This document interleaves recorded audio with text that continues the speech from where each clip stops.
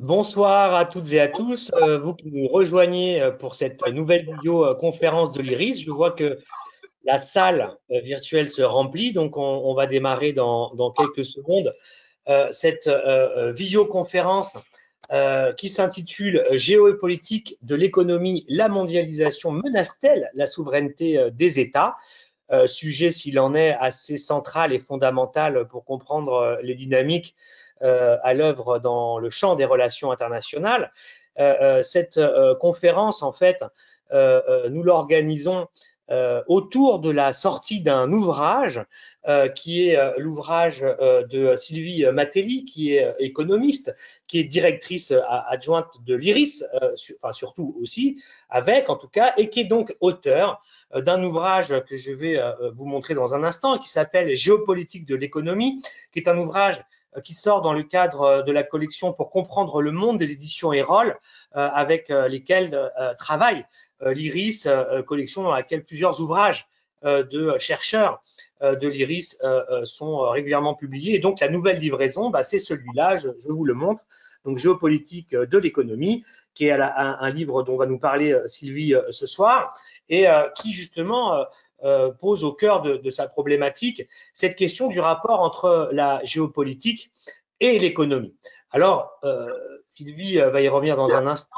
Elle pose un constat qui est qu'en général, on présente l'économie et la géopolitique comme des sphères autonomes l'une de l'autre, pour dire une sorte de dichotomie qu'il y aurait entre les deux dimensions. Elle pose ce constat pour ensuite le discuter et même le remettre en cause. Enfin, elle nous en dira un petit peu plus là-dessus, considérant au contraire que plus que jamais, la mondialisation, ce qu'on appelle la mondialisation, en tout cas dans sa dernière phase de développement depuis les années au moins 70 du XXe siècle, eh bien, au contraire, réactualise totalement l'imbrication et la dialectique entre l'économie comme discipline et puis la géopolitique comme discipline, avec tout un tas de réflexions, de problématiques que Sylvie aborde dans son ouvrage, et elle va nous en parler ce soir. Alors, je vais vous présenter rapidement, puisque c'est mon rôle, les invités de la soirée. Alors, rapidement, je me suis oublié, donc Christophe Ventura, c'est écrit sur l'écran, donc je suis directeur de recherche à l'IRIS, et je m'occupe de la région Amérique latine au sein de l'IRIS, ainsi que la question des sociétés civiles et des mouvements sociaux. Et Sylvie m'a proposé donc d'animer, d'accompagner cette soirée donc autour de la parution de son ouvrage. Donc Sylvie, je vous l'ai dit, qui est économiste directrice adjointe de l'IRIS, auteur de l'ouvrage. Nous sommes aussi avec Pierre Jaillet, qui est économiste, qui est ancien directeur général économie et affaires internationales de la Banque de France, qui est également chercheur associé au sein de notre institut, avec également Anaïs Voigilis, qui est docteur en géographie de l'Institut français de géographie, l'IFG, et qui est également membre du conseil scientifique d'un think tank assez jeune qui s'appelle l'Institut Rousseau, dont on nous parlera peut-être aussi. Et puis enfin, avec nous ce soir autour de la table, Édouard Simon, qui est également directeur de recherche à l'IRIS et qui est spécialiste des questions européennes. Alors, je vais laisser la parole de ce pas à Sylvie pour qu'elle nous en dise un petit peu plus sur l'ouvrage et sa problématique. Et elle nous dira aussi un petit peu quels vont être les thèmes d'intervention de nos invités. Alors, comment dirais-je, je trahis un peu le secret rapidement. Pierre va nous parler des aspects financiers et monétaires en lien à cette mondialisation. Anaïs va nous parler de la question d'un thème très important qui revient beaucoup en politique française, qui est celui de la question de la réindustrialisation, de quoi on parle, qu'est-ce que ça veut dire. Et puis Édouard va nous parler, lui, de la question du concept géostratégique, s'il est pertinent d'ailleurs, il nous dira, de autonomie stratégique européenne. Mais Sylvie va nous en dire un petit peu plus sur tout ça. Je te cède la parole. Chacun interviendra quelques minutes et puis on posera des questions, on rebondira avant d'avoir la deuxième phase du débat qui sera consacrée à vos commentaires, vos questions et vos demandes, vous qui êtes avec nous ce soir. Merci à toutes et à tous. Sylvie, à toi. Merci beaucoup Christophe. Alors, avant de commencer, je vais faire, c'est pas forcément dans mes habitudes, mais je vais commencer par remercier Pierre, Édouard, Anaïs, parce que déjà, je suis ravie que vous soyez là, et Christophe aussi qui a accepté de modérer. Je suis ravie que vous soyez là, et puis surtout parce que vous avez vraiment réagi très rapidement et positivement quand je vous ai fait la demande. Donc, ça fait plaisir aussi pour venir faire en quelque sorte la promo d'un bouquin. J'ai vraiment beaucoup apprécié et c'était vraiment très, très encourageant. Donc, merci à vous quatre. Je remercie bien évidemment Agnès Fontaine et toute l'équipe des éditions Erol parce que pareil, c'est des gens qui nous accompagnent depuis des années et c'est une collection dirigée par Pascal et tous ces ouvrages géopolitiques que nous publions et on sent qu'il y a vraiment la volonté de construire quelque chose autour des questions géopolitiques et le travail est très très agréable. Donc, merci à vous tous. Alors peut-être pour présenter rapidement la genèse du livre, parce que la conférence n'est pas directement sur le livre en tant que tel, mais on comprend pourquoi cette conférence et pourquoi cet échange en comprenant ce livre. Alors déjà, la rédaction de cet ouvrage part un petit peu d'une frustration. Je parlais à l'instant, et elle doit nous écouter, d'Agnès Fontaine. Il y a 2-3 ans, j'avais le projet de faire un ouvrage de géopolitique, de géoéconomie, pardon, plutôt un ouvrage du type manuel en fait pour réfléchir à la géoéconomie, ce que ça pouvait être, avec toujours dans l'idée que c'est quelque chose qui est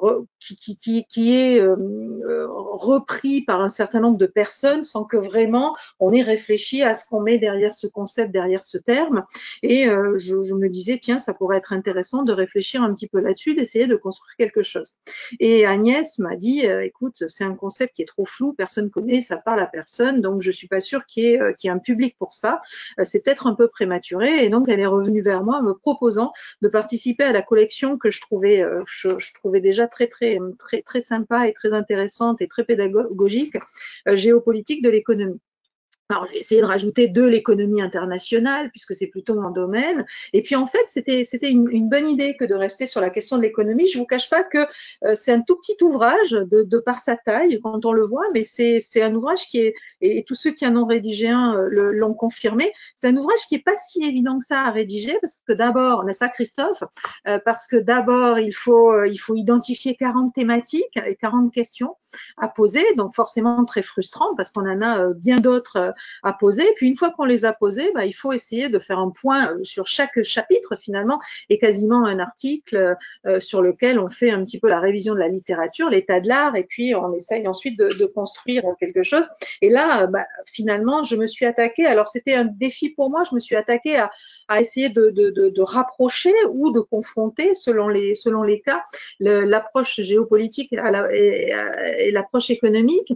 Et quelque part, c'était un défi aussi parce que, au fond, depuis une vingtaine d'années que je travaille avec avec plus de géopolitologues que d'économistes, je me sens un peu apatride en fait. C'est-à-dire on se sent plus tout à fait économiste ou légitime en économie. Et puis à côté de ça, on se trouve face à des personnes qui pensent pas tout à fait comme nous et qui n'ont pas tout à fait la même vision du monde. Et c'était l'occasion d'essayer de voir comment rapprocher ces deux choses. Donc c'est vraiment cette idée-là qui a prévalu et j'ai choisi les thématiques. Et on pourrait discuter des thématiques qui soient abordées. J'ai choisi les thématiques en fonction des sujets que j'avais eu l'occasion d'aborder, de traiter dans ma vie de chercheur et en essayant de faire une synthèse de tout ça. Et on s'aperçoit en fait dès le début, quand on commence à travailler sur ces questions, qu'au fond, il y a très peu de liens qui sont faits entre l'économie et la géopolitique, mais surtout encore moins de liens qui sont faits entre les économistes et les géopolitologues, alors même que ces modes de pensée très différents, cette vision du monde et ce regard sur le monde très différent peut constituer quelque chose de particulièrement riche et intéressant. C'est d'ailleurs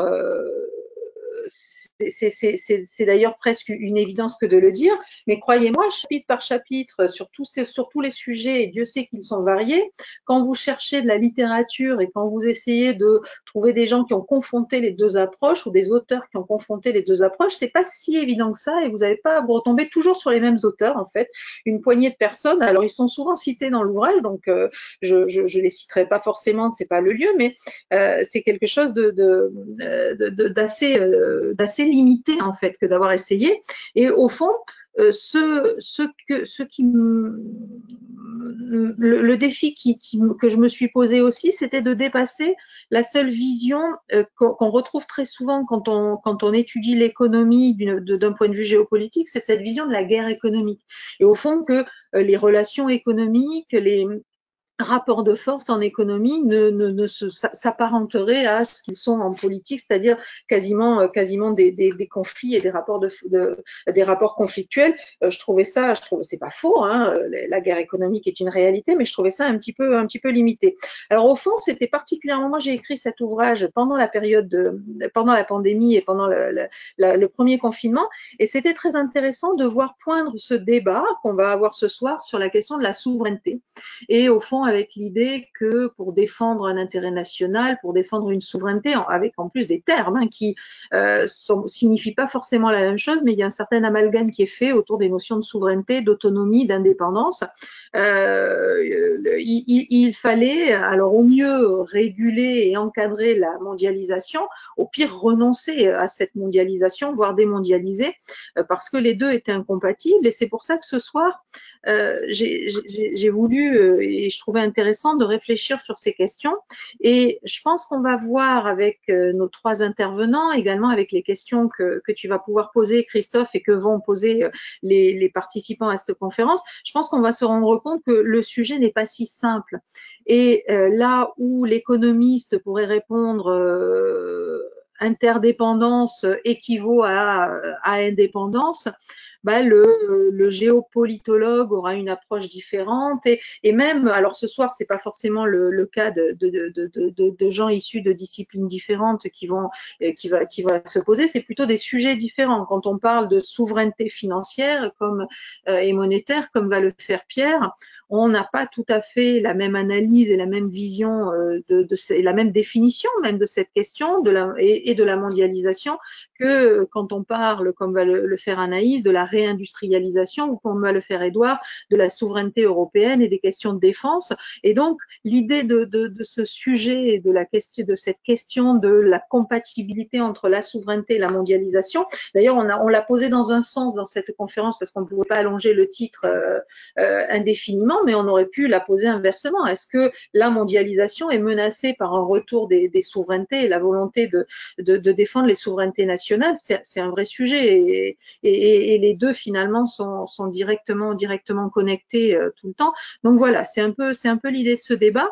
Donc je vais pas m'appesantir plus et je réagirai plutôt aux propos de chacun, mais je crois que c'est un débat qui est fondamental aujourd'hui parce qu'il y a un certain nombre de décisions, de politiques qui vont être et de voies qui vont être prises autour de l'arbitrage qui est fait sur ces deux concepts, sur le lien que l'on fait entre ces deux concepts et la façon dont on comprend ces deux concepts. Et puis je pense que ce sont des sujets compliqués, que c'est pour ça qu'on a eu autant d'inscrits à cette conférence parce que c'est des sujets qui interpellent chacun d'entre nous. Merci beaucoup Sylvie. On va avancer comme ça. On posera des questions au fur et à mesure de l'évolution du débat. Je vais juste préciser aux personnes qui écoutent que le son marche bien. Certaines personnes ont envoyé des messages. C'est lié à votre ordinateur. Je peux rien faire parce que le son marche comme il faut pour l'ensemble des gens qui écoutent. Donc c'est des problèmes individuels. Manifestement, c'est des problèmes de son. Vous dire aussi sur l'ouvrage dont on parle, donc aux éditions Erol, dans la collection Pour comprendre le monde, que vous pouvez trouver dans votre barre de menu dans les documents à distribuer, précisément la couverture, le document en PDF de l'ouvrage de Sylvie, que vous pouvez donc consulter et télécharger en même temps qu'on discute pour que vous voyez un petit peu plus de près à quoi ressemble le livre. Alors, Pierre Jaillet, Sylvie a indiqué dans son introduction un peu les concepts clés, vous rappelez les concepts clés de notre soirée, c'est mondialisation et souveraineté des États. C'est un sujet qui est compliqué et qui, en tout cas, provoque beaucoup de débats, voire de frictions au sein des familles politiques en France et ailleurs. Alors, j'ai envie de vous poser la question, qui est celle qui est de notre débat, puis la retourner aussi, c'est-à-dire selon vous, est-ce que c'est la mondialisation qui menacerait les États ou la souveraineté, ou est-ce que c'est la souveraineté des États qui pourrait menacer la mondialisation? Comment vous voyez ça, vous, avec votre regard, disons, de praticien et d'expert des questions financières et monétaires internationales? D'abord, merci Christophe et merci Sylvie pour l'invitation, pour présenter et à l'occasion de la sortie de cet ouvrage que j'ai trouvé très intéressant. Je recommande à tous les auditeurs et que je recommanderai aussi à mes étudiants de l'IRIS-SUP. J'ai eu la curiosité de regarder la définition de souveraineté dans le Larousse. C'est très intéressant parce que c'est une définition assez intégriste. La souveraineté, selon Larousse, c'est le pouvoir suprême, et j'insiste, suprême d'un État, et l'exclusivité de sa compétence sur un territoire national. Et donc, si on suit cette définition, je dirais qu'il n'y a plus aucune souveraineté des États. Donc, c'est sans doute un peu plus compliqué que ça. Et je crois qu'en introduction, je dirais qu'il y a, à mon avis, 3 types de tensions qui montrent un peu l'ambivalence et l'ambiguïté du concept. Je crois qu'on n'a jamais eu autant besoin de solutions supranationales. Et en même temps, la mondialisation génère des réflexes un petit peu de repli sur soi, nationalisme, protectionnisme, etc. Il y a un affaiblissement évident de la souveraineté, de la capacité d'intervention des États, et en même temps, l'émergence d'une souveraineté, j'allais dire, c'est un oxymore de dire souveraineté privée, mais en tout cas des pouvoirs de firmes multinationales qui peuvent optimiser leurs activités, y compris d'ailleurs en termes de fiscalité sur l'ensemble de la planète. Et puis, il y a quelque chose qui est peut-être plus optimiste, qui est que la perte des souverainetés nationales, et c'est vrai, je vais y venir sur les aspects monétaires et financiers, d'une certaine manière peut aussi déboucher sur des gains de souveraineté partagée. Hein, c'est vrai pour l'Europe et c'est vrai aussi pour l'international. Et bon, pour ne pas rester dans l'abstraction, je vais prendre peut-être 4 ou 5 exemples qui ont trait au domaine monétaire et financier. Et juste un chiffre, la globalisation économique globalisation économique au sens où on prend les transactions en matière de marchandises et de services rapportés au PIB, hein, c'est-à-dire le taux d'ouverture des économies, entre 1990 et 2020 a progressé dans le monde, c'est-à-dire en gros CDE plus les BRICS, hein, c'est-à-dire Brésil, Russie, Inde et des Chine, environ 40%. Hein, ce qui est déjà considérable. Si vous prenez la globalisation financière, c'est-à-dire l'ensemble des transactions financières en termes de dette et d'actifs financiers rapportés au PIB, ça a été multiplié par 3, c'est-à-dire 300%. Hein. Donc, il y a vraiment un mouvement de globalisation financière qui est encore très, très supérieur à celui de la globalisation économique. Alors, mes quelques exemples. D'abord, je prendrai le système monétaire international, hein, pour rester vraiment dans le domaine monétaire. On sait qu'on est encore dans un système qui est largement un système sur le dollar, qui est la devise pivot du système monétaire international, et qui au départ était un espèce de bien commun, puisqu'il permettait d'offrir à la fois la stabilité, un ancrage international et la liquidité. Hein. Et puis, progressivement, ce système monétaire international a évolué et il offre, il y a une espèce de consensus pour dire que maintenant il arrive un petit peu à un stade d'essoufflement. On est en train de chercher quelque chose. On ne va pas faire aujourd'hui une session sur le système monétaire international, dont j'insisterai essentiellement sur 2 défauts. Le premier, c'est qu'il introduit de très fortes turbulences, et ça, Christophe les connaît encore mieux que moi, notamment dans les pays d'Amérique latine, hein, puisque une décision en matière de politique monétaire de la Fed, pouvoir monétaire américain, introduit des flux de capitaux extrêmement importants qui peuvent déstabiliser considérablement ces régions. Alors, j'ai un petit problème, c'est que ma batterie est vide et que je vais rebrancher. Ah, ce qu'on appelait à la télévision les aléas du direct. Voilà, donc ça y est, je suis passé sur secteur, ça devrait fonctionner. L'autre problème du système monétaire international, et ça touche la question de souveraineté, c'est que d'une certaine manière, on est actuellement dans un système d'abus de souveraineté. L'exemple de l'embargo décidé par Trump en 2018, qui consistait à ce que, de facto, le dollar soit interdit d'utilisation par les partenaires américains, par les partenaires de l'Iran, qui voulaient continuer à commercer avec ce pays, a fait que le dollar est devenu, d'une certaine manière, un levier de puissance d'influence diplomatique, et donc on est sorti du schéma, du paradigme du système monétaire international pour quelque chose qui est clairement un abus de souveraineté. Il y a un manque de souveraineté, il y a parfois des abus de souveraineté, et donc le système monétaire international, à mon avis, fondé sur le dollar, est dans un état d'abus de souveraineté. Deuxième exemple, c'est le passage à l'euro. Le passage à l'euro, c'est extrêmement intéressant parce qu'il y a eu un débat d'une certaine manière récurrent et qui continue à certains égards, qui est de dire ça a été une perte de souveraineté monétaire. Oui, mais il faut se rappeler qu'avant le passage à l'euro, on était dans un système monétaire européen où les différentes monnaies, à part le mark, qui était la monnaie d'ancrage, étaient en fait des monnaies qui avaient très peu de souveraineté, puisqu'elles étaient obligées, grosso modo, de suivre la monnaie d'ancrage qui était le mark.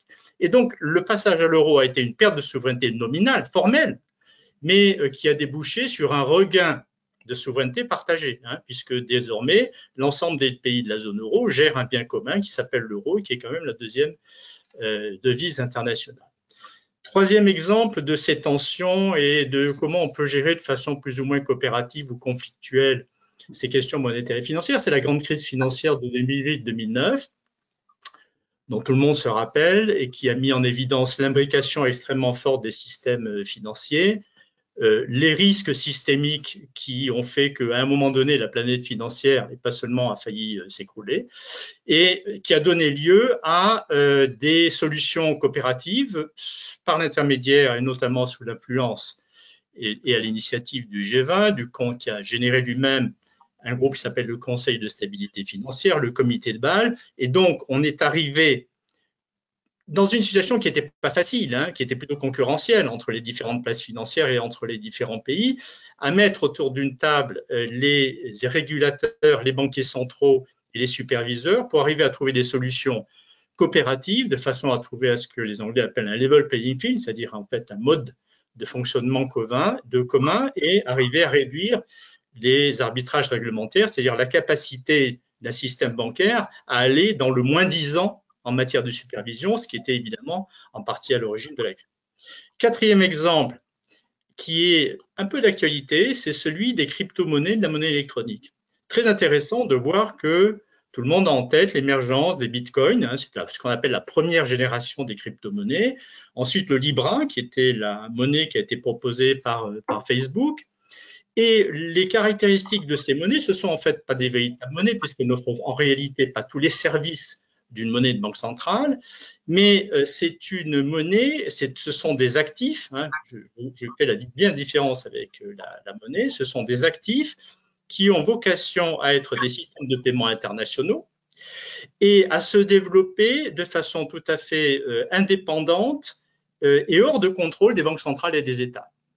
Et je crois que d'ailleurs Sylvie le note dans son bouquin, un des premiers attributs de la souveraineté, c'est la monnaie. Historiquement. Et donc, on voit bien que là, il y a un danger de voir se développer des actifs qui pourraient éventuellement se développer sur l'ensemble de la planète en dehors de tout contrôle, à la fois des États et des banques centrales. Et donc, la réponse des banques centrales a été à nouveau assez rapide, d'une certaine manière, puisqu'il y a des projets de développement de crypto-monnaies ou ce qu'on appelle monnaie digitale ou monnaie électronique, comme vous voulez, par les banques centrales. Il y a des projets assez élaborés au niveau de la People's Bank of China. Il y a des projets au niveau de la Banque centrale européenne qui devraient déboucher d'ici à 2021-2022.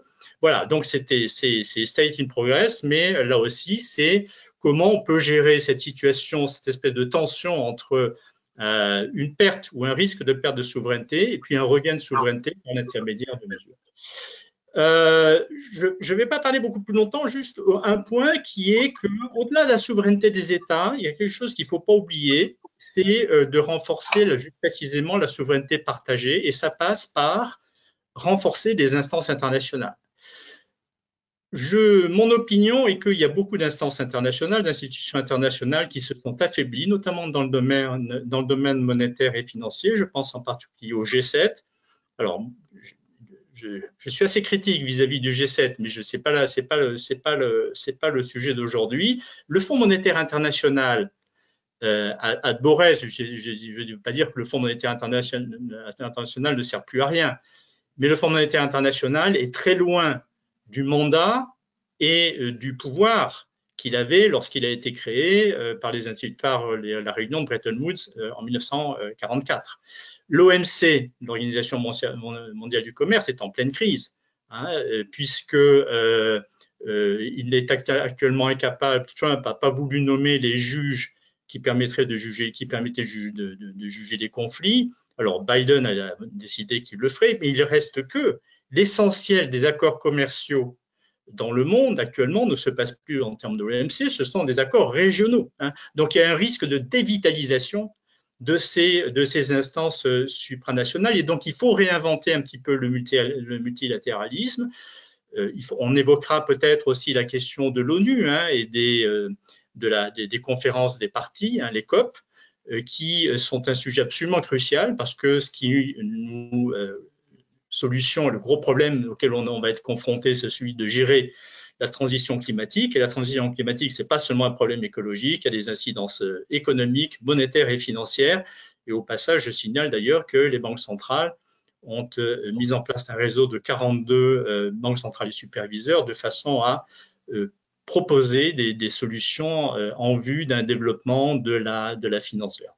Je m'arrête à ce niveau-là et on aura sans doute l'occasion de développer certains points plus tard.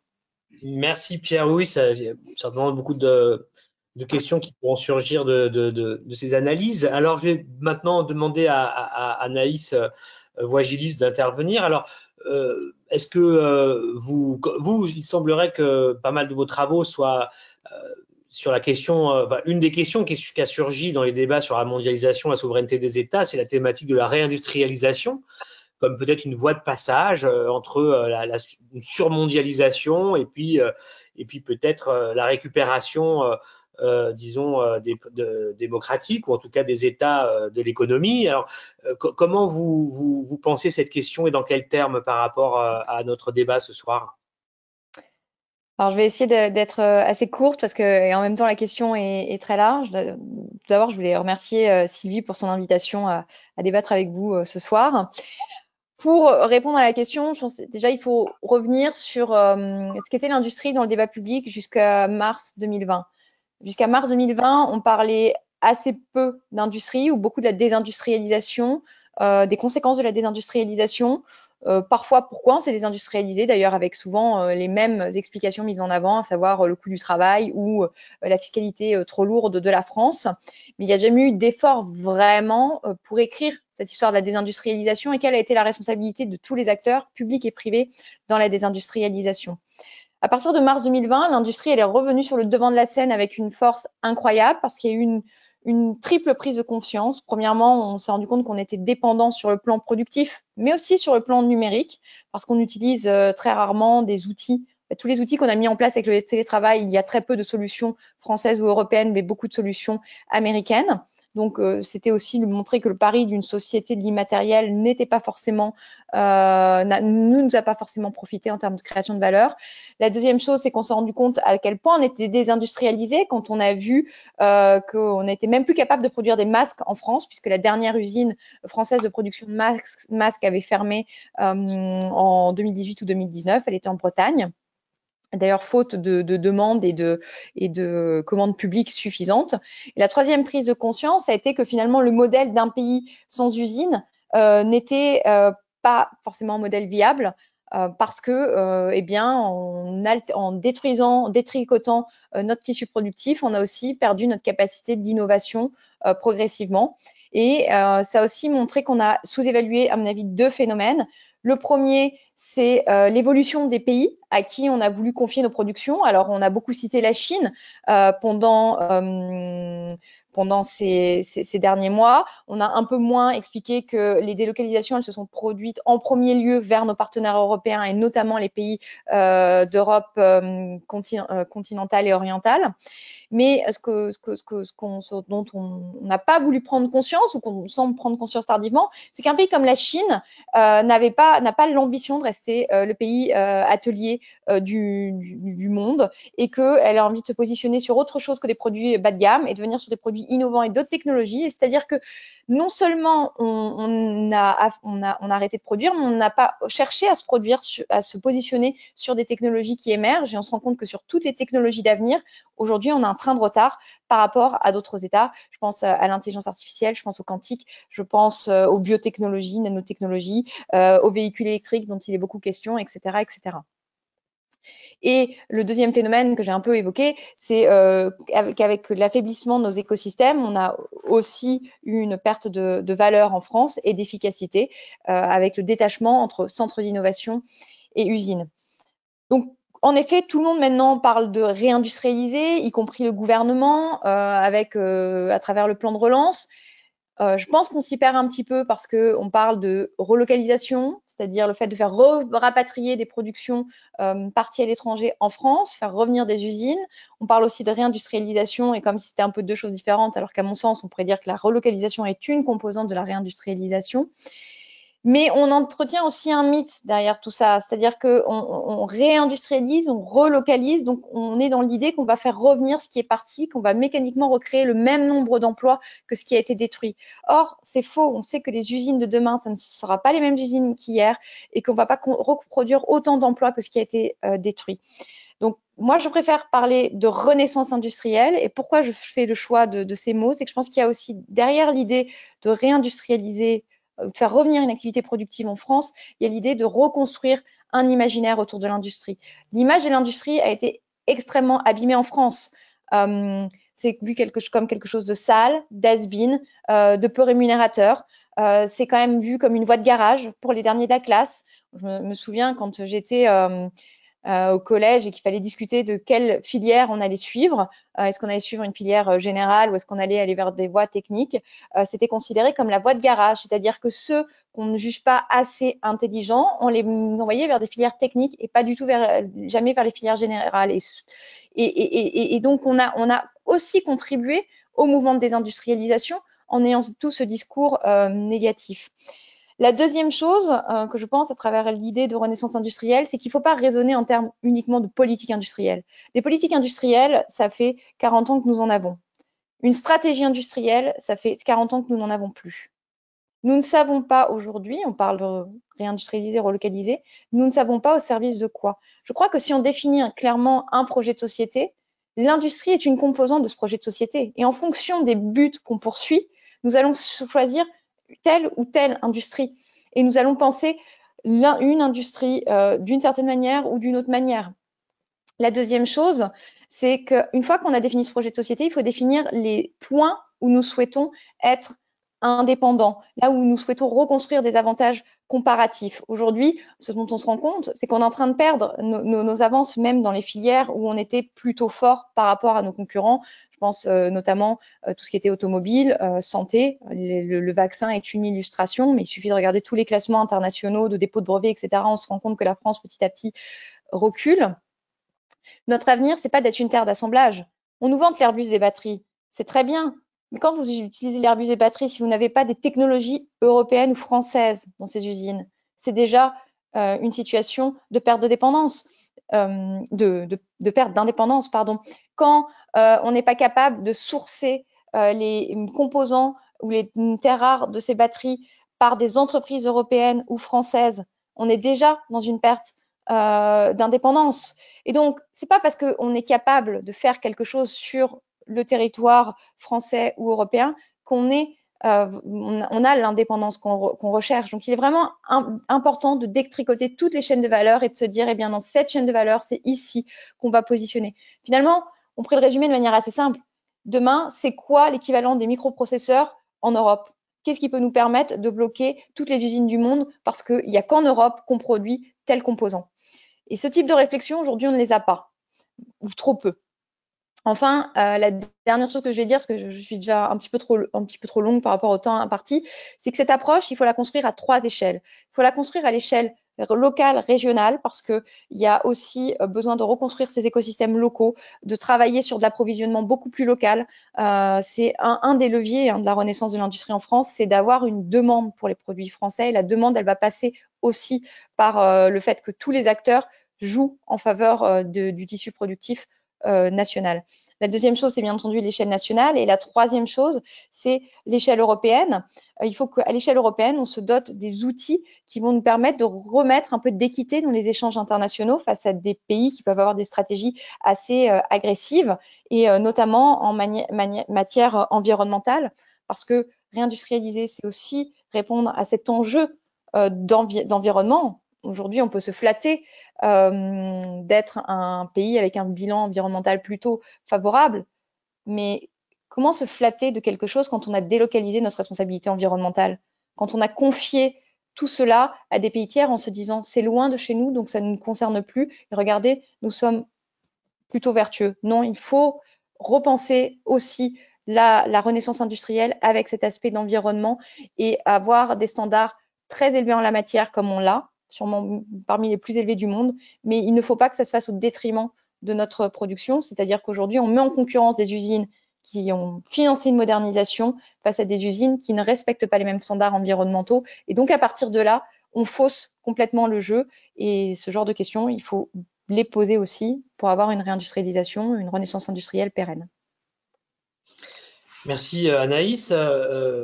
Alors justement, par la transition, peut-être avec l'intervention d'Edouard, donc on va parler de l'Union européenne, disons de l'échelle européenne dans cette mondialisation qu'on aborde ce soir. Et les réflexions que propose Anaïs et Edouard peuvent résonner de la manière suivante, parce qu'il est vrai que l'Union européenne a plutôt fait des choix depuis de nombreuses années, pour pas dire des décennies, plutôt de s'impliquer pleinement dans une stratégie de libre-échange, d'intégrer les courants mondiaux du libre-échangisme, de jouer à fond la carte de la valorisation des chaînes internationales, etc.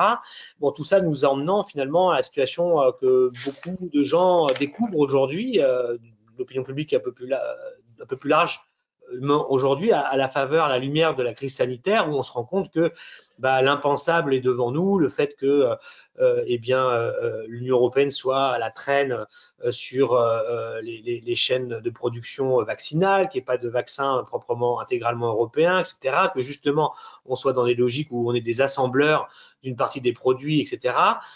Tout ce que vous avez décrit d'ailleurs, Edouard, Simon, dans quelques interventions que vous avez faites pour l'IRIS récemment.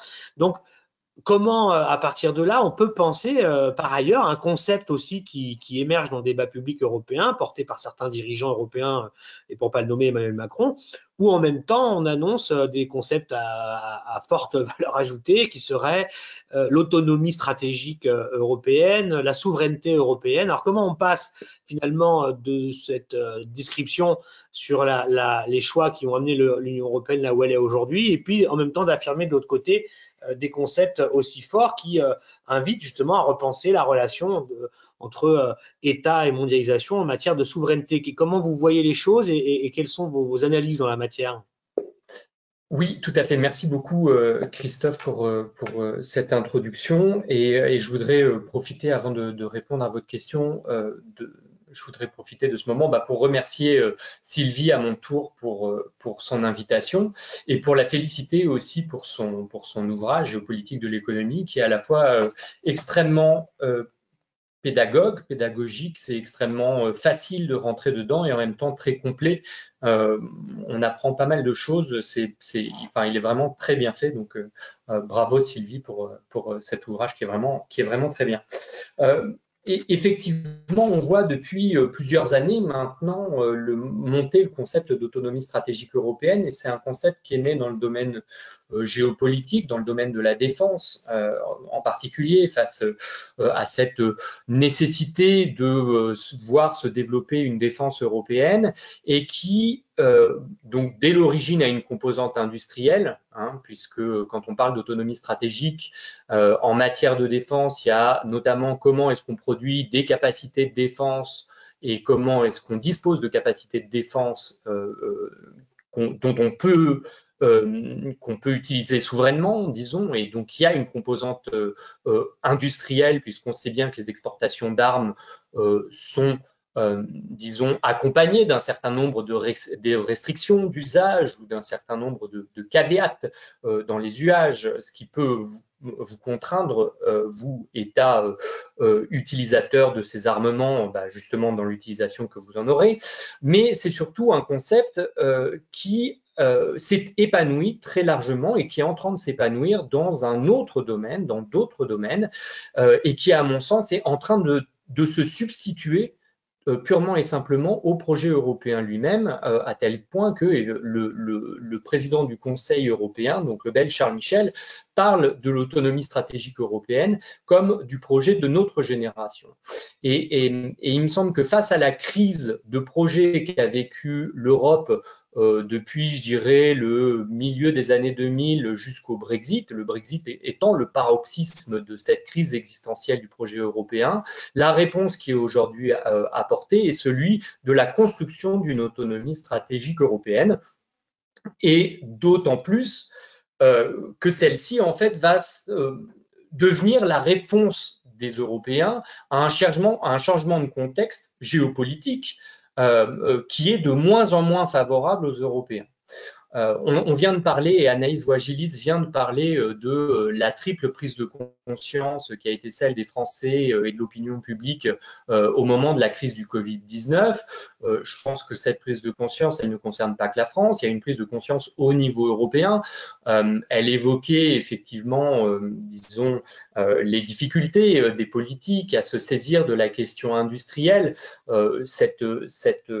Cette remarque, me semble-t-il, elle s'applique au niveau français, elle s'applique aussi au niveau européen, même si il faut reconnaître que depuis le début des années 2010, il y a une prise de conscience que la question industrielle, c'est pas justement une question de l'économie du passé, que c'est une question justement de maîtriser les facteurs de notre prospérité et qu'il faut réinvestir cette question. Le véritable problème, c'est que ce soit au niveau national ou au niveau européen, on a oublié comment on faisait une stratégie industrielle. Et donc, en fait, on accumule les plans qui ne mènent nulle part, qu'on révise tous les ans, c'est vrai en particulier au niveau européen, sans se poser fondamentalement la question de comment est-ce qu'on va construire une stratégie industrielle européenne, nationale, et qui va s'imbriquer avec les niveaux effectivement nationaux et locaux. Mais le changement de contexte géopolitique, c'est donc d'une part disons, cet impératif de retrouver la maîtrise des moyens de notre prospérité au niveau européen, c'est aussi celui du refus du multilatéralisme. Et ça, c'est un point qui touche à la fois le niveau commercial, car Jaillet tout à l'heure évoquait la déshérence dans laquelle se trouve l'OMC, et c'est clair que très clairement la situation de paralysie de l'ORD, si elle avait dû continuer, aurait été extrêmement problématique. Cela étant, on n'a pas attendu Trump pour que le multilatéralisme commercial soit en crise, et le fait que le cycle de Doha n'ait jamais abouti est en soi une preuve que ce multilatéralisme commercial est en crise et qu'il faut effectivement le réinventer.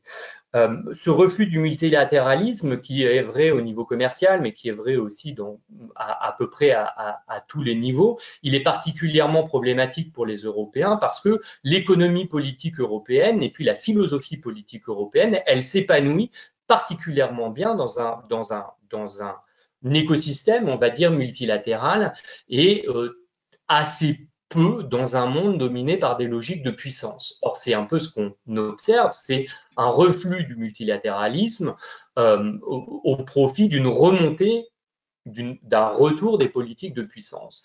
Et donc, c'est face à ce contexte qu'aujourd'hui, le principal défi pour les Européens, c'est ce passage adulte, si on peut dire, pour reprendre le terme de Luc Van Middelaar, c'est cette capacité à distinguer l'externe de l'interne, à être capable de maintenir le plus haut niveau d'ouverture et de coopération en interne et de maintenir l'acquis de ce que nous avons réussi à construire ensemble dans le cadre du projet européen et d'avoir une approche différenciée lorsque nous venons au niveau externe, c'est-à-dire lorsqu'on en vient aux affaires globales, afin de ne pas être justement, pour reprendre cette image de Gillian Rachman, l'herbivore au milieu des carnivores. Peut-être pour revenir sur cette notion d'autonomie stratégique européenne, ce qui est important de voir, c'est qu'aujourd'hui, c'est pas un concept, c'est une notion. Ça veut dire que le contenu exact de cette autonomie stratégique européenne est encore à construire. Ce qui en soi n'est pas problématique parce que ça laisse justement de l'espace au débat politique entre Européens qui est nécessaire pour avoir lieu. Mais ce qu'il faut constater, c'est qu'il existe 50 nuances aujourd'hui d'autonomie stratégique européenne, ou à minima 27 nuances d'autonomie stratégique européenne, chacun ayant sa propre définition et chacun ayant par exemple des approches parfois très différentes. Et Anaïs Bouagis tout à l'heure évoquait le débat sur la relocalisation, sur les relocalisations, ce qui effectivement est un débat pour le coup très franco-français et finalement qui est pas très récent puisque déjà en 2003, un gouvernement français avait mis en place un plan de soutien à la relocalisation. Je vous en parle parce que le ministre de l'économie de l'époque, c'était un certain Thierry Breton, qui est aujourd'hui commissaire européen en charge justement des questions industrielles et du marché intérieur.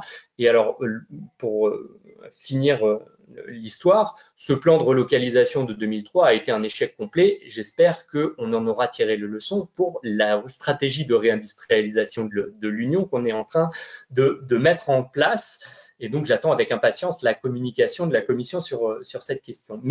Mais si les Français ont une approche effectivement qui est très basée sur la question de la relocalisation, où finalement on pouvait passer d'une approche qui est où finalement, disons, la limite entre l'autonomie et l'autarcie n'était pas très clairement définie.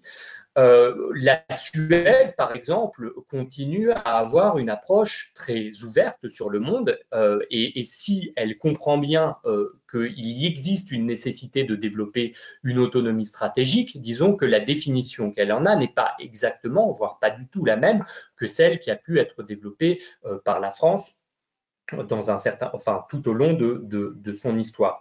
Donc, il va y avoir un certain nombre de débats pour donner un contenu plus précis à cette notion, mais cela étant, il faut reconnaître quand même qu'il y a un certain nombre de d'équilibres qui ont changé au niveau européen, qui ont bougé. Je vais prendre un seul exemple parce que j'ai déjà été 1000 fois trop long. C'est celui des instruments de défense commerciale. Ça fait depuis le début des années 2000 qu'on parle de la réforme de ces instruments de défense commerciale. Ils ont été gelés parce que globalement s'affrontaient deux visions de la réforme de ces instruments de défense commerciale. Une vision, disons, de réarmement de ces instruments de défense commerciale portés par des États comme la France ou comme des pays du sud de la zone euro comme l'Espagne ou le Portugal, ou versus une approche, disons, de désarmement de ces instruments qui étaient portés plutôt par des pays très libre-échangistes comme la Suède et la Finlande.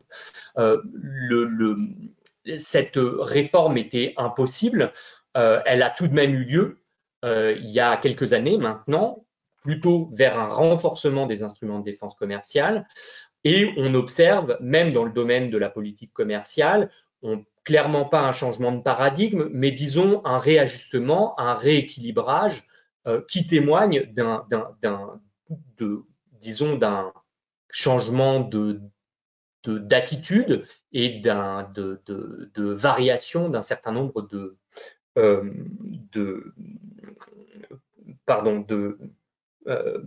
critères et de politiques au niveau européen.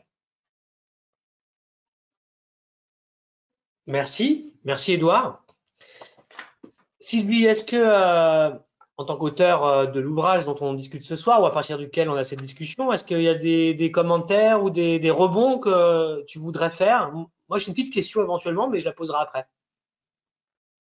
Un petit rebond, en fait, ce que je constate sur les trois interventions, c'est que la question de la souveraineté dans un monde global est une vraie question, mais qu'on n'est certainement pas prêt d'y donner réponse et qu'on est aujourd'hui à une étape de redéfinition de ce concept. J'ai entendu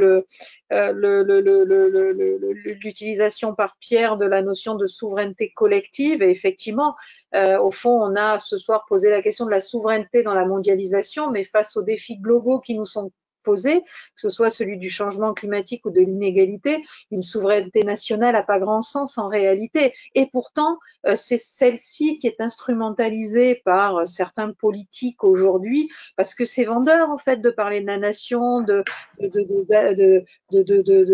flatter la fibre patriotique de chacun d'entre nous. Et on voit bien là le danger qui peut se poser entre la réalité des défis que nous avons à relever dans les années et les décennies qui viennent, et puis quelque part l'opportunisme de certains qui pourtant seront en charge, s'ils viennent à être élus, des politiques qui peuvent nous permettre de gérer cette ambiguïté entre souveraineté nationale, souveraineté européenne, souveraineté collective et défis globaux au-delà même de la seule globalisation qui est peut-être qui divise peut-être plus en fait sur doit-on poursuivre la mondialisation ou démondialiser, alors que les défis globaux, je pense que c'est quelque chose qui fédère à peu près tout le monde. Et pareil, Anaïs a elle aussi questionné sur la définition de la souveraineté en proposant un nouveau concept, c'était la renaissance industrielle. Et Édouard nous a clairement montré que rien qu'en Europe, on n'a peut-être pas 50 nuances d'autonomie stratégique, mais en tout cas, on en a 27. Donc voilà ce que je retiens de ces premières interventions en fait. Alors moi, j'aimerais bien vous interpeller tous les quatre, peut-être avant qu'on parte après aussi sur les questions du public. Et il y en a qui, de toute façon, touchent juste, à mon avis, sur un certain nombre de choses par rapport à notre débat de ce soir.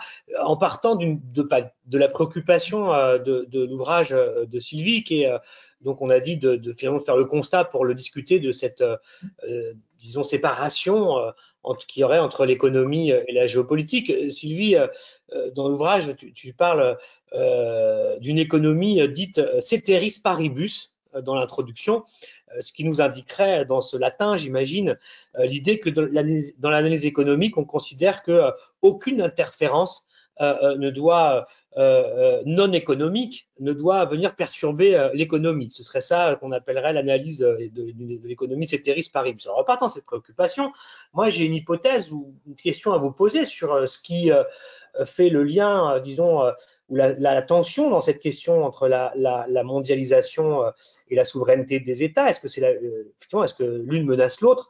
C'est peut-être que, au fond, le problème, c'est que ce qu'on appelle mondialisation, c'est aussi et peut-être surtout, certains diraient, l'organisation d'un affranchissement d'un certain nombre de domaines de la vie sociale que sont eh bien, la politique monétaire, la finance, même la politique budgétaire dans ce qui concerne le cas de l'Union européenne d'ailleurs, de la délibération collective, de là où les populations sont organisées politiquement, et du choix démocratique. C'est peut-être aussi ça qui fait que ce qu'on appelle mondialisation pose un problème de souveraineté qui ne se réduirait donc plus seulement à celui des États en tant qu'exécutifs, mais plus globalement un problème de souveraineté politique, c'est-à-dire de souveraineté du politique sur l'économie. Et il me semble que c'est ça aussi dont traite ton ouvrage, c'est la relation entre ces deux domaines-là. Et donc voilà, c'est mon hypothèse que je livre ce soir à la lecture de ton ouvrage et des réflexions que j'ai pu entendre des uns et des autres. Qu'est-ce que vous pensez de cette idée que c'est peut-être le fait que la mondialisation organise l'affranchissement d'un certain nombre d'acteurs et de domaines qui sont clés pour exercer la souveraineté politique des populations qui du coup ne l'ont plus?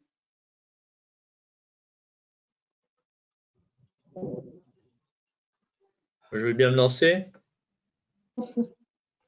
Allô? Vous Oui, m'entendez? oui, ok. Moi, je voudrais revenir. Alors, tu as évoqué effectivement les questions budgétaires. Forcément, il y a un débat actuellement qui est très à la mode, qui est celui de la dette souveraine, au passage. Hein. Et la dette souveraine, c'est celle qui est gérée par le souverain. C'est une vieille prérogative des souverains. Et la question qui se pose effectivement, c'est qu'une dette souveraine qui devient insoutenable, est-ce qu'elle reste dans le domaine d'influence de celui qui l'émet, surtout quand elle est détenue, comme c'est le cas par exemple de la France, à hauteur de 60% par des étrangers. Donc il y a un vrai sujet, hein, qui est un sujet politique dont on parle actuellement et qui a été effectivement accusé par la crise de Covid. Moi, je voudrais quand même revenir sur, j'avais fait allusion tout à l'heure, précisément sur la question un peu de la souveraineté partagée. Hein. Si le politique n'a plus véritablement pris sur un certain nombre de décisions nationales, pour toutes les raisons qu'on a évoquées, je pense qu'il faut se reporter sur une souveraineté partagée dans des instances qui soient à la fois légitimes, représentatives et crédibles, donc efficaces. Or, et je ne veux pas être trop long là-dessus, quand on regarde les instances internationales dont on parle encore beaucoup, hein, je prends deux exemples, le G7 et le FMI, hein, qui sont médiatiquement connus, etc. Le G7, c'est un organisme une instance qui a été créée en 1975, qui n'a pas bougé pratiquement depuis 1975. C'est 10% de la population mondiale, 90% des transactions financières mondiales au passage. Et c'est un peu la photo sépia de l'État, l'économie et des rapports de force en 1975. Et quand on regarde les derniers sommets du G7, on s'occupe de la transition climatique, de la démographie, etc. C'est-à-dire qu'en fait, 10%, un organisme représentant 10% de la population mondiale s'arroge le droit de parler de sujets qui concernent l'ensemble de la planète au détriment, alors que les 90% n'ont pas droit au chapitre. Premier exemple. Le FMI, juste un chiffre. La représentation de l'Europe au FMI, on sait que l'Europe est très représentée au FMI, elle fait partie des fondateurs, l'Allemagne n'y était pas évidemment au départ, elle s'y est mise après. L'Europe, c'est plus de 25% de l'ensemble de l'actionnariat du FMI, ce qu'on appelle les quotes-parts, hein, dans le jargon du FMI. La Chine, 6,41. L'Inde, 2 et quelques. Donc là, il y a un vrai problème. Je veux dire, il y a un aggiornamento à faire de la part des Européens si on veut effectivement que ces institutions redeviennent légitimes.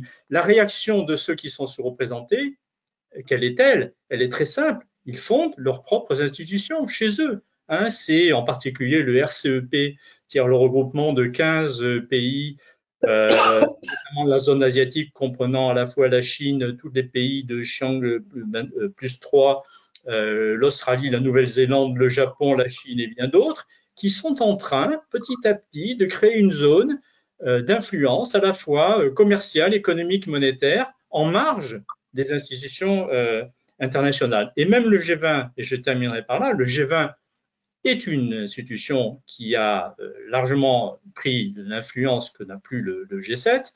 Le problème du G20, c'est quoi? C'est que vous faites le tour de la table du G20, vous avez 7 Européens, un seul Chinois et pas d'Africains en dehors de l'Afrique du Sud. Un gros problème de représentativité. Donc je pense que ce que disait Christophe, enfin moi je le lis un petit peu de cette façon, pour redonner de la crédibilité, pour redonner un petit peu de la légitimité démocratique et politique au multilatéralisme, il faut effectivement que chacun un petit peu balaye devant sa porte, et en particulier les Européens. Est-ce qu'il y aurait d'autres inspirations? Moi, je veux bien intervenir, Christophe, si tu me... Bien sûr, vas-y. Ouais. Mais je voudrais, juste dans la continuité de ce que vient de dire Pierre Jaillet, avec lequel je suis totalement d'accord, et je voudrais juste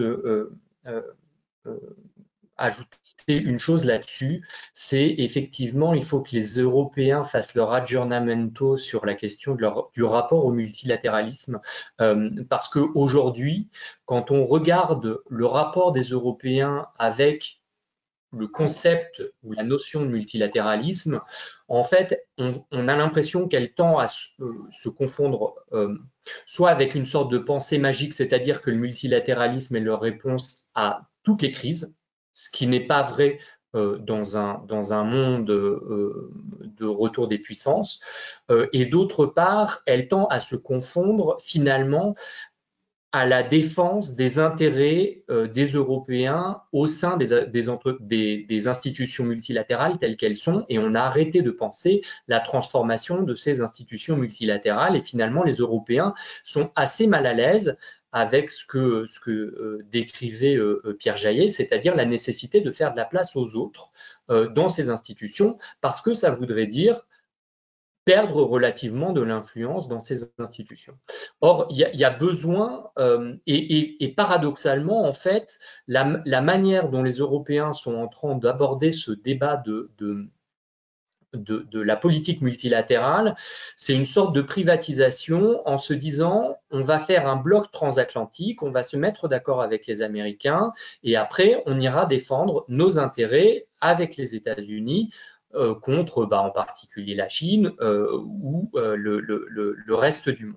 Or, c'est pas comme ça qu'on construit une politique multilatérale et le multilatéralisme, c'est pas s'entendre d'abord avec les États-Unis et aller voir après les autres. Ça risque de nous poser un certain nombre de problèmes, en particulier dans notre relation avec la Chine.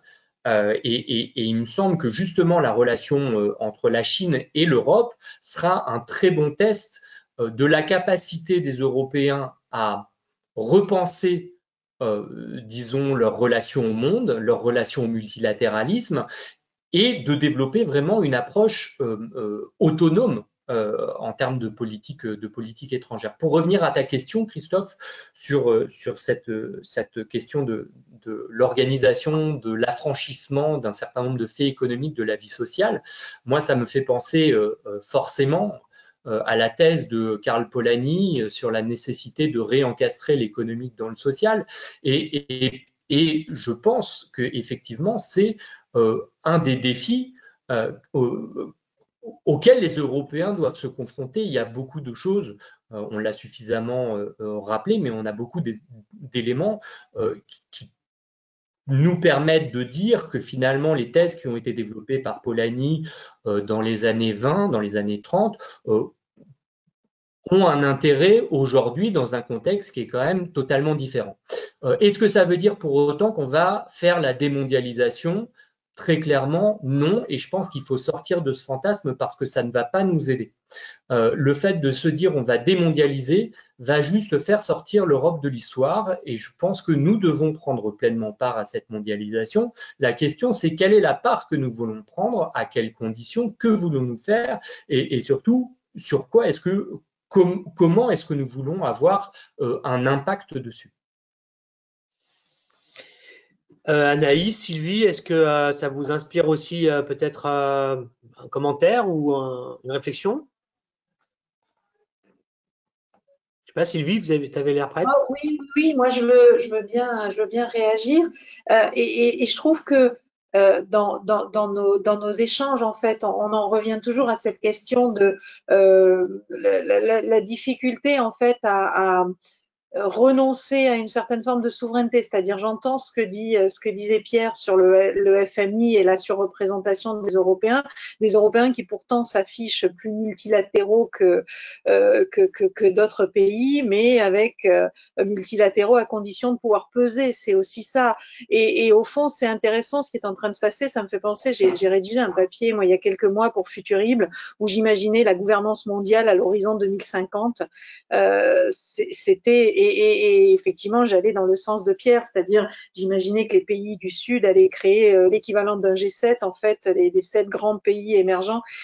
Sauf que quand on regarde aussi comment fonctionnent ces institutions, ces accords de coopération entre pays du Sud, on voit aussi, et là c'est un défi qui nous est posé, on voit aussi que il y a sans leadership, sans rapports de force qui parviennent à s'établir clairement dans ces organisations, au fond, elles ne restent que des organisations dont le seul enjeu est de se positionner face à des organisations dominées par les Occidentaux.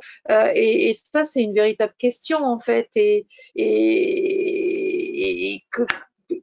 quelle gouvernance et comment l'organiser et comment finalement articuler tous ces enjeux et ce besoin de souveraineté, tous ces défis internationaux qui nous sont posés, ce besoin de multilatéralisme et de gouvernance internationale. Donc, c'est un sujet vraiment, voilà, quelques idées un petit peu à la volée. Et si effectivement, si tu rajoutes à tout ça la question démocratique et la question de la démocratie, je vais m'abriter derrière, c'est un article dont j'ai traité parce que c'est quelque chose qui m'interpelle vraiment, derrière l'idée de Dani Rodrik qu'au fond, il y a un triangle d'incompatibilité en fait entre ces différents aspects, la souveraineté, l'existence d'États-nations et la mondialisation.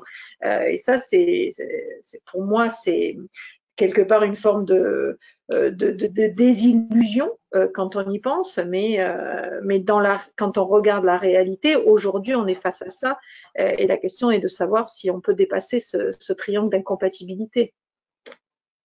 Anaïs Voigilis, est-ce que vous voulez rajouter quelque chose sur cet aspect des choses avant qu'on passe aux questions du public? Non, je pense qu'on peut passer aux questions du public pour deux raisons. C'est que c'est quand même tout a été très bien dit par les intervenants précédents, et donc je ne vois pas de choses à rajouter de mon côté. Et la deuxième chose, c'est que c'est un peu éloigné de mon champ de recherche et je préfère m'abstenir. Ok, ben on va passer aux questions. Il nous reste un petit peu de temps pour ça. D'ailleurs, l'intelligence collective, preuve qu'elle existe, puisque les questions qui nous sont posées, que je vois là sur mon ordinateur, résonnent assez largement avec les considérations et autres préoccupations qui ont été abordées dans vos différentes prises de parole.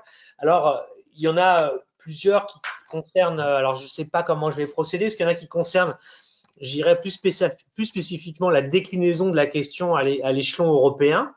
On va peut-être commencer par ça. Alors peut-être qu'il s'adresse à Anaïs encore une fois. La question c'est comment quelqu'un nous demande, c'est Samy Jeanne Doubi qui nous demande, mais comment on peut à la fois, pour reprendre l'expression qu'on connaît, et en même temps prôner une renaissance industrielle, donc qui est le concept que vous proposez à la discussion, avec une Union européenne qui, par ses principes et son droit, hein, je lis la question de Samy, nous attache les mains dans le dos. Voilà.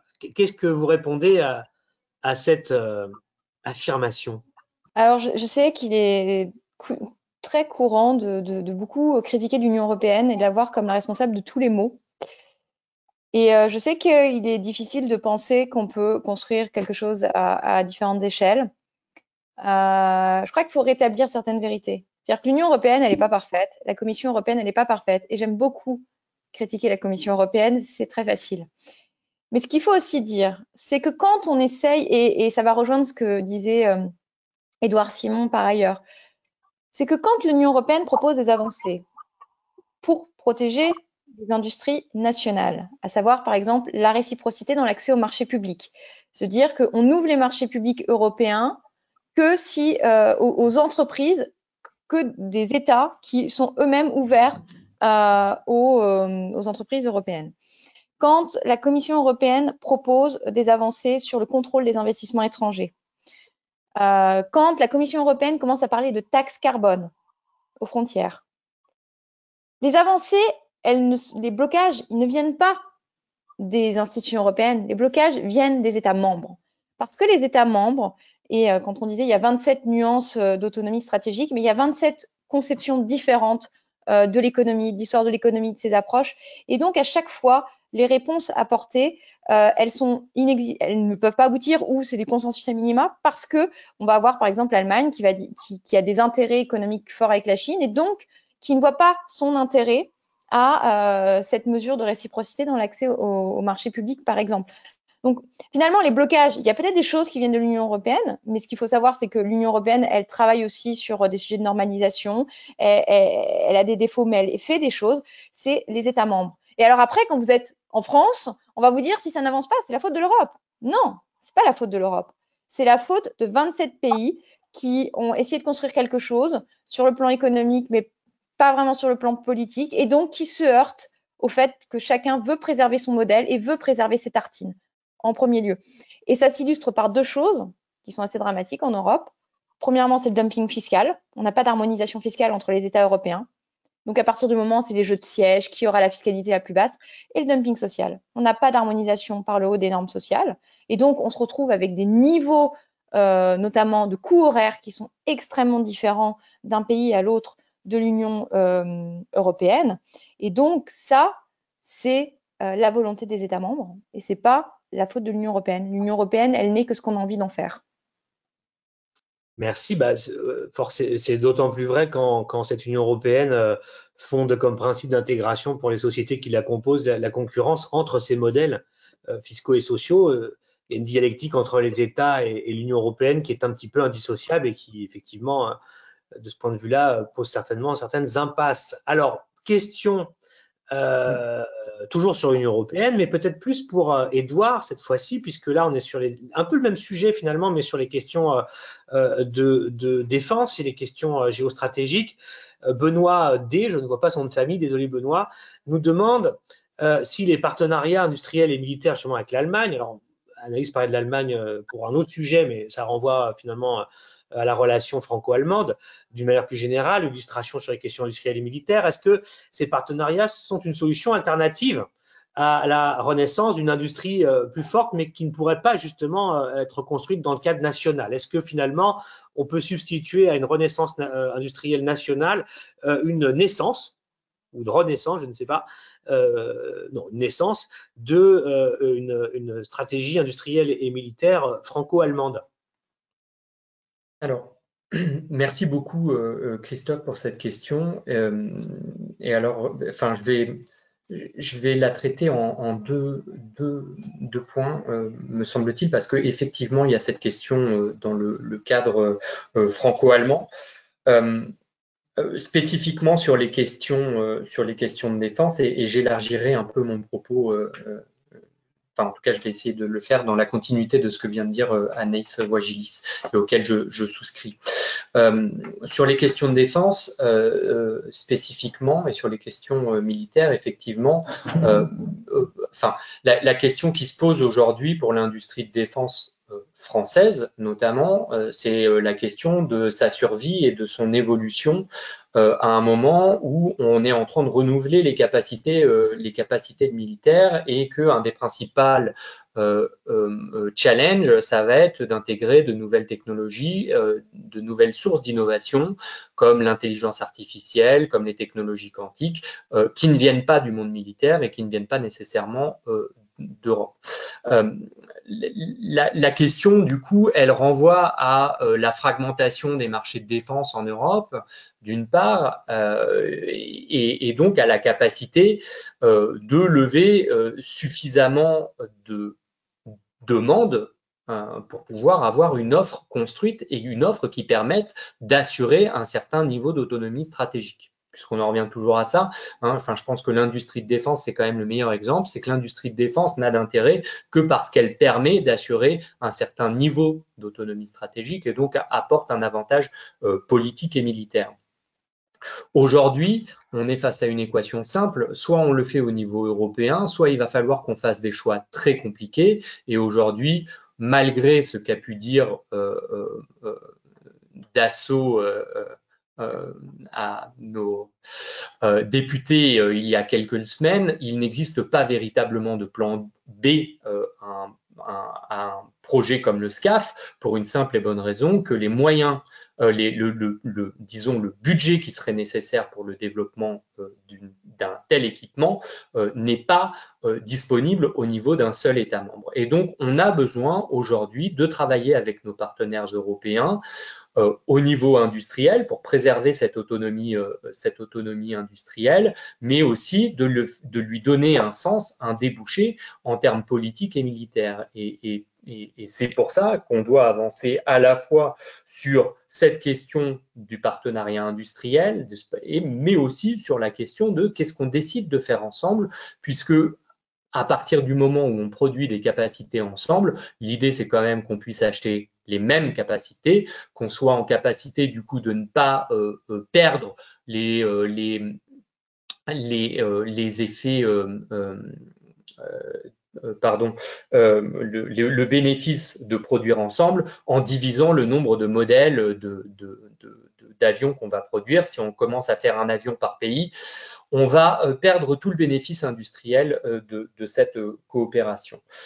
Ça, c'est le premier point. Et en fait, je pense que je vais me limiter là. D'autant qu'il y a une deuxième question que je dois poser, parce qu'elle revient plusieurs fois, mais peut-être que vous pouvez y répondre à plusieurs, donner votre avis, parce que vous êtes enfin, vous pouvez répondre bien sûr. Non, il y a plusieurs questions un peu dans le prolongement sur qui s'interrogent sur comment on peut à la fois d'un côté prôner toujours cette autonomie stratégique ou souveraineté européenne, et puis d'autre côté traiter la question de l'appartenance à l'OTAN, d'un certain suivisme atlantiste, disent certains. Comment faire avec il y a une question, quelqu'un qui parle de paralysie des États européens face à la fois à l'OTAN et puis face aussi aux politiques d'extraterritorialité des États-Unis. Alors comment on fait comme ça pour construire une autonomie européenne et une souveraineté européenne? Je pose la question à Edouard, mais je sais que Sylvie aura des choses à dire aussi, par exemple, sur le sujet. Je pense que déjà, d'un point de vue militaire, enfin, il y a plusieurs choses et je pense qu'il ne faut pas confondre effectivement l'appartenance à l'OTAN avec la question de l'extraterritorialité, donc avec le tout de la relation avec les États-Unis. Mais si on prend seulement sur la question de l'appartenance à l'OTAN, il me semble que c'est un faux débat. Aujourd'hui, personne en Europe ne dit que l'autonomie stratégique européenne est contraire à l'appartenance à l'OTAN. Même la France, il est très clair aujourd'hui, en tout cas c'est le message de l'État français, c'est que l'autonomie stratégique européenne a vocation à renforcer la contribution des Européens au partenariat transatlantique.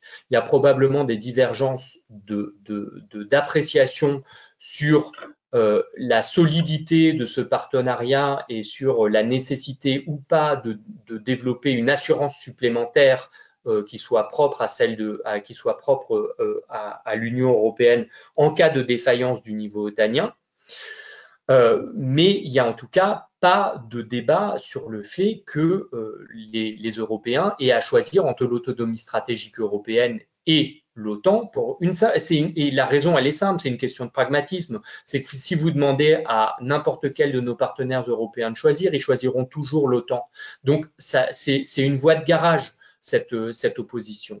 Aujourd'hui, il faut construire une complémentarité, mais une vraie complémentarité, ça veut dire qu'il faut arrêter de faire du cheap talk sur la coopération UE-OTAN qui de toute façon ne peut plus avancer plus qu'elle ne l'est aujourd'hui pour la simple et bonne raison que le conflit chypriote paralyse cette coopération et il faut avoir ce langage de vérité avec nos alliés américains sur le fait que l'intérêt des Américains, c'est d'avoir pas des alliés qui soient des clients, mais des alliés qui soient capables. C'est-à-dire que la véritable plus-value, ça doit pouvoir être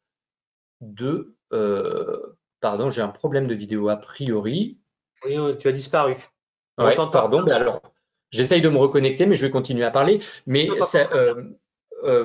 ça doit être d'avoir des alliés capables avec une plus-value militaire, ce qui veut dire qu'il faut qu'ils réinvestissent le champ stratégique et que donc ils réinvestissent dans leur capacité, ce qui veut dire qu'il est légitime qu'ils aient une réflexion sur leur autonomie stratégique, y compris dans des termes industriels. Sylvie, oui, commentaire sur l'OTAN, je vais peut-être avoir enfin, je partage tout ce que dit Edouard, mais peut-être pour compléter un petit peu la réponse. Au fond, il faut bien se rendre compte de quoi on parle. OTAN-UE, à un moment donné, on est dans l'Union européenne face à des pays qui se sont très longtemps affrontés, militairement, j'entends, et qui ont du mal à se faire confiance, en fait, pour se protéger les uns les autres. Et je crois que c'est très humain au vu de notre histoire et qui ont préféré s'abriter sous le parapluie américain.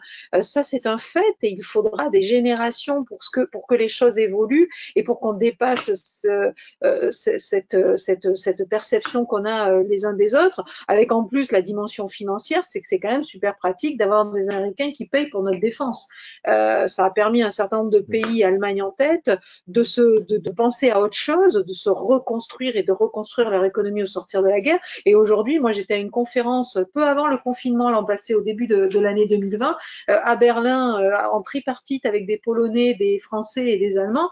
Et quand on demandait à chacun d'entre nous quelle est la menace que vous percevez, alors les Polonais, sans surprise, c'était la Russie. Et face à la Russie, on peut comprendre, même si c'est problématique, mais on peut comprendre qu'ils fassent plus confiance aux Américains. Quand vous posez la question à des Allemands, la menace, ce qui paraît les menacer le plus, c'est le changement climatique. et pourquoi ils peuvent se permettre de se sentir menacés d'abord par le changement climatique, parce qu'au fond, ils se sentent protégés par ailleurs dans leurs frontières et sur leur territoire. Et au fond, je crois que ça, c'est un élément fondamental et qui existera toujours. C'est vrai que la difficulté, c'est qu'on a construit, on a laissé émerger, en tout cas nos partenaires, ont laissé émerger ce concept de souveraineté européenne parce qu'il y avait des faillances des États-Unis à un moment donné. Et qu'au fond, on s'est dit, ah mince, s'ils sont plus là, il faut peut-être qu'on construise quelque chose. Et donc aujourd'hui, avec l'arrivée de Joe Biden et la volonté de cette administration américaine de normaliser ses relations avec ses alliés, on craint que ce concept disparaisse aussi rapidement qu'il est apparu. Ce qui est intéressant, et ce que disait Edouard, c'est que c'est quelque chose que se sont appropriés finalement en très peu de temps les Européens, et j'ai pas l'impression que, alors on va peut-être redéfinir le périmètre, on va peut-être redéfinir le débat, mais j'ai pas l'impression que ce soit quelque chose de totalement obsolète une fois que les États-Unis sont revenus dans le jeu. Moi, je me souviens d'une conférence à Varsovie où j'ai parlé il y a 4-5 ans, où je parlais de souveraineté européenne, d'autonomie stratégique, et où quelqu'un s'est levé dans la salle pour m'expliquer que ça n'avait aucun sens. Et que l'autonomie stratégique européenne, c'était juste insignifiant et que ça n'existerait jamais. Je crois qu'aujourd'hui, c'est quelque chose qui est mieux compris en fait et mieux accepté parce que les événements, parce que le monde global, parce qu'un monde qui s'est complexifié et parce que une prise de conscience que peut-être il n'y a pas de confrontation entre l'idée d'une défense et d'une participation à l'OTAN et la construction ou l'intégration d'une souveraineté européenne. Merci Sylvie. Alors, il nous reste 9 minutes pour faire plusieurs choses. D'abord, continuer à prendre des questions. Alors, en fait, il y en a beaucoup, hein, des questions. J'essaye un peu de lire et de synthétiser le mieux possible. Bon, il y a plein de questions en réalité sur la dimension justement de militaire, de défense. Il y a encore plein de questions, par exemple, quel impact du Brexit? Est-ce qu'on peut encore penser une politique de défense européenne avec les Anglais dehors, etc. Bon, il y a plein de questions là-dessus, mais je propose qu'on donne aussi la place à d'autres parce qu'il y a aussi d'autres questions intéressantes sur d'autres aspects qui vous concernent tous les quatre. Alors, je vais les résumer vraiment de manière un peu schématique, mais c'est quand même, disons, les deux domaines dont je vais vous parler. D'abord, il y a des questions sur, en gros, on nous invite, enfin, les personnes présentes avec nous invitent peut-être à quitter, pour le coup, l'échelon européen et puis la discussion entre les grandes puissances, finalement, pour nous dire, bon, mais comment on organise finalement une meilleure mondialisation, plus respectueuse des équilibres entre les pays qui composent la planète. Alors, ce que certains d'entre vous ont abordé autour du thème d'une gouvernance mondiale améliorée. Qu'est-ce que ça voudrait dire? Des questions sont posées à Pierre en particulier sur les institutions internationales, les organismes financiers, le FMI, la Banque mondiale, l'ONU. Comment on peut avoir comme ça peut-être des évocations de ce qui pourrait être plus fonctionnel pour une rénovation du système international. Ça, c'est un premier ordre de questions qu'on a là, sur le tableur.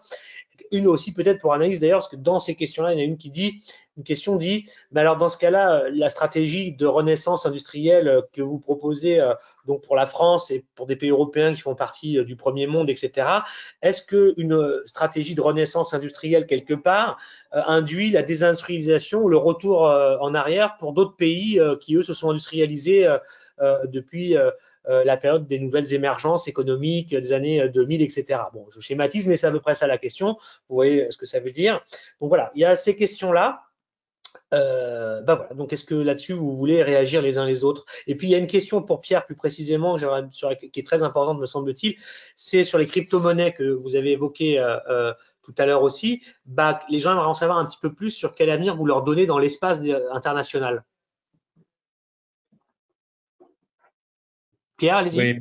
Donc, l'Institut gouvernance mondiale et crypto-monnaies. Allons-y. Oui, d'accord. Sur la gouvernance mondiale, oui, on a déjà un petit peu abordé le sujet.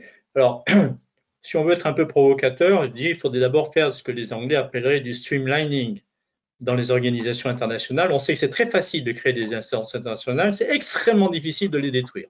On a eu un groupe qui s'appelait le G10, qui avait été créé pour une fonction très particulière qui était d'apporter des ressources supplémentaires des grands pays au Fonds monétaire international. Et une fois que le boulot a été fait, le G10 a continué de subsister, on lui a trouvé d'autres choses à faire, etc. Ça s'est ajouté au G20, etc. Enfin, on a fini par tordre le cou du G10, mais ça a été difficile. Non, ce qu'il faut faire sérieusement, je veux dire, on a abordé un petit peu la question. Je me demande si le G7 sert aujourd'hui à quelque chose. Donc, la question se pose tout simplement, est-ce qu'il ne faut pas tordre le cou au G7 ou alors recentrer le G7 sur ceux sur lesquels il peut être compétent. J'ai évoqué tout à l'heure, 90% des transactions financières se font à l'intérieur des pays du G7. Or, le G7, quand on regarde les ordres du jour du G7, parle de tout, sauf des transactions financières du système monétaire international. Il parle de transition écologique, il parle de démographie, il parle d'agriculture, que sais-je, mais pas de ça. Donc, on pourrait imaginer un G7 qui soit en fait la réunion des principales puissances monétaires, c'est-à-dire les États-Unis, le Japon, la Chine, la zone euro, éventuellement le Royaume-Uni. Le G20, et le G20 d'ailleurs et le FMI. Moi, je crois qu'une des solutions qui va être un petit peu douloureuse pour les Européens, y compris pour nous Français, c'est d'avoir une chaise unique, c'est-à-dire qu'à un moment, il y a des propositions, c'est l'idée qu'à un moment donné, il faut justement faire cet aggiornamento dont on a parlé tout à l'heure et dire que peut-être une chaise unique, par exemple au Fonds monétaire international, ou une chaise unique à l'intérieur du G20 serait plus à la fois acceptable, bien sûr, mais aussi plus efficace que d'avoir une représentation éparpillée des pays européens. À la fois, bien sûr, c'est un sacrifice politique et il faut faire attention, bien sûr, que si on a ça, on ne détricote pas tout, parce que derrière, et j'ai d'ailleurs eu cette discussion, y compris avec des personnes de l'IRIS qui n'étaient pas forcément sur la même longueur d'onde. Et une des remarques que l'on m'a faites, c'est oui, mais si on commence à détricoter la représentation européenne, y compris de la France, etc., au bout du compte, on va contester le siège permanent à l'ONU, etc. C'est deux choses différentes. Le poids économique de la France et son poids diplomatique et militaire, c'est deux choses, à mon avis, complètement différentes. Donc voilà, ça c'est sur la question des organisations internationales. Il faut effectivement, à un moment donné, se poser la question de est-ce que ce qu'on a créé en 1944 et en 1975 est toujours aussi efficace? Il y a une dernière question quand même qui est très importante, j'ai fait allusion tout à l'heure, c'est quelle est l'organisation internationale qui va avoir suffisamment de poids pour imposer ses choix à ses pays membres, notamment en ce qui concerne la transition écologique et aux efforts qui devront être nécessairement coordonnés pour un choc qui sera nécessairement mondial. Pardon, je suis désolé, je vais demander de raccourcir un peu pour laisser un peu de temps à Anaïs et Sylvie de dire un mot aussi, je suis désolé. Tu veux que je parle des crypto-monnaies maintenant ou après? Tu peux dire 3 mots sur les crypto-monnaies. Sur les crypto-monnaies, pour le moment, j'ai grosso modo, c'est marginal. 2, ce n'est pas une monnaie, c'est-à-dire qu'en fait, la plupart des monnaies crypto-monnaies, c'est-à-dire notamment le Bitcoin, puisque tout le monde en passe à ça, c'est quelque chose qui est extrêmement spéculatif, mais qui ne peut en aucun cas répondre aux spécifications et aux tâches aux fonctions que l'on demande du monnaie internationale. Et à nouveau, la réponse est du côté, la balle est du côté des banques centrales qui sont en train de développer des parades pour avoir quelque chose qui soit à la fois souverain, et qui soit contrôlable par les banques centrales et qui soit efficace, c'est-à-dire qui intègre les nouvelles technologies. Merci Pierre pour cette concision. Sylvie et Anaïs, peut-être une minute chacune pour peut-être conclure en forme en tout cas, au moins aborder les questions qui vous ont été adressées. Anaïs. Oui, je vais répondre à Sylvie quand même de conclure. Non, mais très rapidement, est-ce que ça va induire une désindustrialisation? Mécaniquement, à partir du moment où on repense l'organisation mondiale de la production, il peut y avoir des phénomènes de désindustrialisation par ailleurs. Mais fondamentalement, je crois qu'on va aller vers une régionalisation de la production, c'est-à-dire produire en Europe pour le marché européen, produire en Asie pour le marché asiatique, avec quelques exceptions. La deuxième chose, c'est que je pense que dans un avenir plus ou moins proche, on va avoir quand même une baisse des volumes produits sur les sites industriels si on poursuit notre logique autour de modes de consommation. C'est-à-dire que on se rend compte quand même qu'on utilise aujourd'hui beaucoup de produits, qu'on achète beaucoup de choses, mais qui ne servent à rien, qui restent sur nos étagères, dans notre garage, etc. Et que le pari de la transition écologique, c'est aussi de revoir ces modes de consommation. Et à partir du moment où on va consommer moins, on va donc produire moins. Et c'est là qu'on va devoir retrouver de nouveaux leviers de création de valeur pour les industriels, parce qu'on va aussi remettre en cause le modèle fondamental de la production, qui est produire en masse pour absorber les coûts fixes, et plus vous produisez, moins les coûts de production sont chers. Ça, c'est un modèle qui, dans beaucoup de cas, et notamment dans tout ce qui est B2C, donc la production à destination du consommateur final, va être réel. Voilà une réponse très courte, mais si la personne veut poursuivre le débat, que je lui fasse une réponse beaucoup plus claire, elle peut m'écrire. C'est très clair, c'est absolument clair et synthétique. Donc, je crois qu'on a compris en tout cas le fond de la pensée. Merci Anaïs. Sylvie, peut-être un mot de conclusion parce que je vois qu'il est 20h et on va bientôt couper. Bah, écoute, je vais conclure très vite. J'ai pas grand-chose à rajouter. Merci Christophe pour cette modération. Merci Anaïs, Pierre et Édouard pour vos interventions. Et puis et à tous nos auditeurs pour avoir écouté et participé à cette conférence par leurs questions. Merci à toutes et à tous. Merci aussi à Nathalie, Delphine et toute l'équipe de l'IRIS qui a rendu la visio possible sur le plan technique, ce qui est toujours à chaque fois un exploit. Hein, tout peut arriver et ça s'est très bien passé. On a juste perdu la vidéo en cours de Édouard, mais il est avec nous, il nous entend, mais la caméra a coupé. Donc merci à toutes et à tous pour vos nombreuses questions. On n'a pas pu tout aborder. Ah oui, Édouard nous dit un mot, je crois. Merci beaucoup, non, c'est formidable. Donc on va s'arrêter là. Merci à tout le monde. Ce sujet, de toute façon, méritera des retours plusieurs fois parce qu'il est vaste et à la fois crucial. Donc en tout cas, vous pourrez en découvrir pas mal d'aspects dans l'ouvrage de Sylvie, dont je remonte la couverture, voilà, de cette belle collection à laquelle l'IRIS est associé en général. Et je veux vous dire aussi que comme il y a eu pas mal de débats, de choses concernaient l'Union européenne et que dans les questions, il y avait quand même un bon paquet de questions qui concernaient l'Union européenne, etc. Vous dire aussi, faire une deuxième un petit flash sur le fait que le prochain numéro de la revue internationale et stratégique, la RIS de l'IRIS, sera précisément consacré à toutes ces questions liées à l'Union européenne et que pour ceux qui, on en reparlera en temps utile, mais vous y trouverez beaucoup de biscuits, si je puis dire, pour vous nourrir sur toutes les questions qu'on a abordées et quelques autres sur la question de la construction européenne.